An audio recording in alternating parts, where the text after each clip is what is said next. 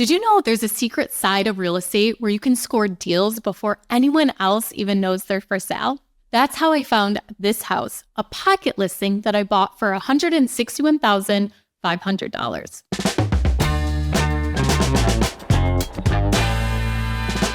I'm Ashley Kerr, host of the Real Estate Rookie podcast, and today we are going to uncover how you can network your way into your next deal without the competition. This has become one of my favorite strategies for purchasing rental properties.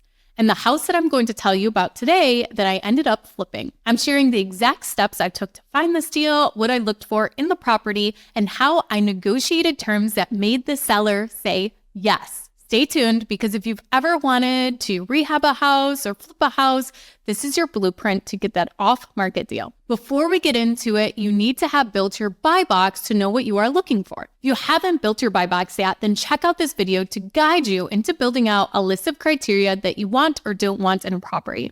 This is a rookie resource video that we previously did. So this is an essential step to getting the deals we'll talk about today. So don't skip building your buy box. So what exactly is a pocket listing?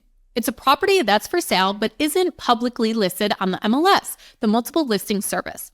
Instead, the seller or their agent keeps it low-key, sharing it with a small group of potential buyers. This is how I found this house before the competition even knew it existed. My agent was approached by the seller to sell the house. It was two daughters whose mother had passed away, and they had inherited the house. An estate sale happens when somebody passes away and their family or executor sells off the property and belongings. It can be emotional for the sellers, so sensitivity is key. Be respectful and understanding, and you might just create a win-win situation. The daughters didn't live in the area and had to contact an agent to sell the property. My agent reached out to me and told me about the property, meanwhile telling the sellers that she might already have someone interested. My agent thought of me because of my past investing and what types of properties I was interested in. Even if you haven't purchased any properties yet, this is something you can talk to your agent about. Hence why building your buy box is important. You want your agent to see a property that fits your buy box and think of you. These opportunities often come from having the right connections, working closely with real estate agents, attending networking events, or even just letting people know you're looking for a deal. I'll share tips on how to get access to pocket listings later in the video. If you are enjoying this rookie YouTube video, don't forget to like it and also subscribe to get updated for new video releases.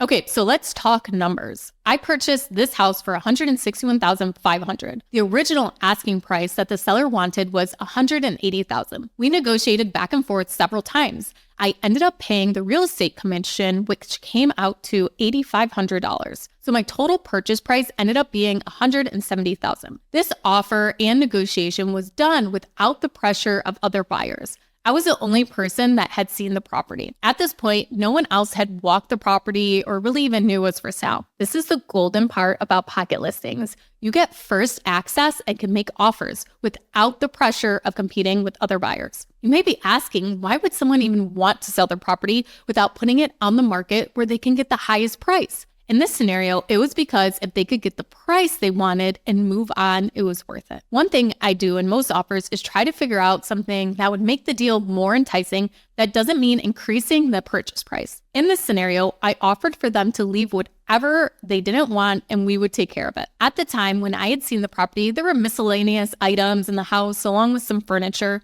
The garage was packed full of household items that they had started packing. When we closed, they left enough stuff to fill two 25-yard dumpsters and one 15-yard dumpster. That's a lot of stuff that isn't convenient to move or to store. This was a huge advantage to my offer that they didn't need to have the house cleaned out before closing. If they went to the open market, that wasn't guaranteed. Another reason it was beneficial to them was that my offer was a number that worked for them. They could get rid of the property sooner rather than list it and do showings and not know what would happen. Sometimes a sure thing is better than risking it to make some more money, which they really could have gotten more money for the house if they had listed it on the MLS and had it cleaned out. As I mentioned, they didn't live in town, so it would have been a lot of extra driving and work to come back and forth to get the house ready to be shown. Not everyone wants to do that and would rather just make the sale. This is just one of the many reasons why a seller may be anxious to make a deal off market even though they are using an agent and not going to the open market. Don't ever assume. Just because you think someone would never agree to something doesn't mean you shouldn't submit that offer or those deals aren't out there. Other ways to make your offer more enticing is to pay the closing costs.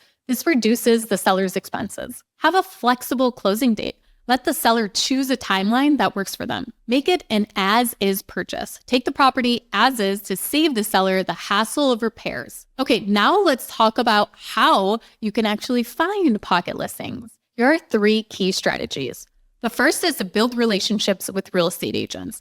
Let them know you're serious about buying and flipping properties. Agents are often the first to know about potential pocket listings. Network.